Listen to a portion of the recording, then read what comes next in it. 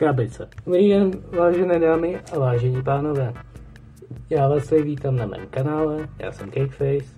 Ano, tohle jsem skutečně já. A no, jsme tady, protože mi odešel mikrofon. Je to velice smutné, ale stalo se to. Takže tady ta věc jsem použil tak 3 roky. Už fakt jako nefunguje. Takže máme tu něco nového. Máme tu i nové sluchátka, protože prostě ten moje už na to nestačí. Prostě jsou v háji. Nic. Moje keci vás nezajímají, to si necháme na potom. Teďko jdeme ale na rozbalování tady těch věcí. Já jsem si tady připravil tento nůž. Možná si říkáte, bodneš s tím někoho? Ne. Dámy a pánové, máme izolepu.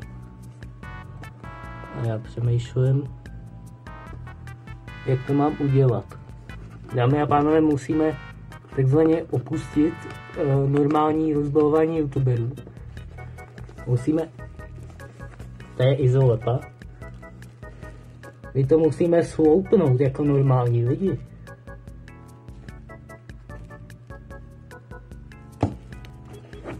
Takže tohle už máme otevřené a jdeme to otevřít.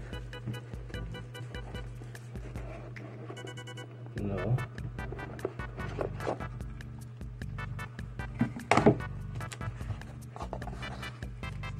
Manuál.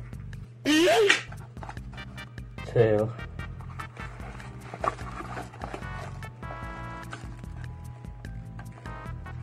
Tohle to je něco neuvěřitelného.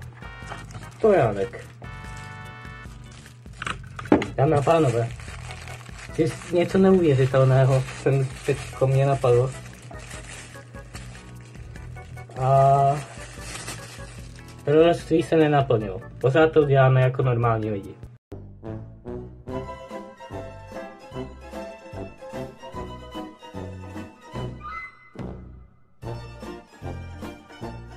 Jdeme tady tohle nedělat.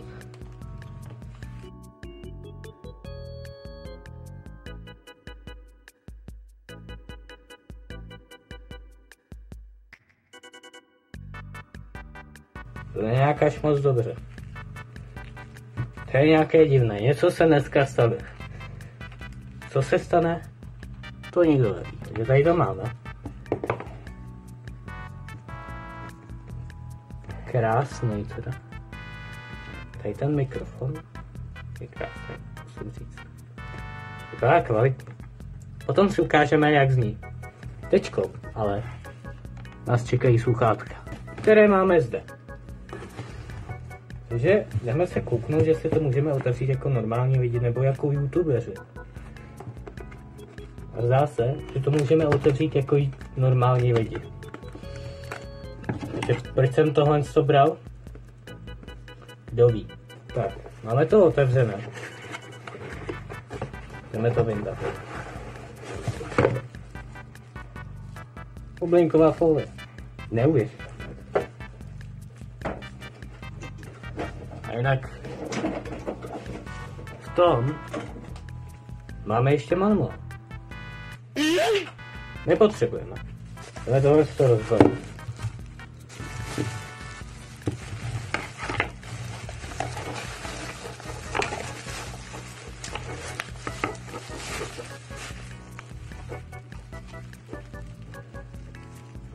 Vypadají dost podobně mým starým sluchátku. A dámy a pánové, ty sluchátka jsou radioaktivní. Jsme v háji. Dále k tomu tady máme tenhle ten kabel. A já vím na co. Budeme ho potřebovat? Ne. Dámy a pánové, tady máme zkoušku mikrofonu. Nevím, že se mě slyšíte dobře, ale je to asi pěkný, je to úplně nádherný.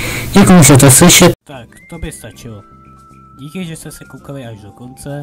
Tohle video bylo docela krátký, ale jestli se vám líbilo, dejte like, po případě se rozmyslete, že si nechcete dát odběr.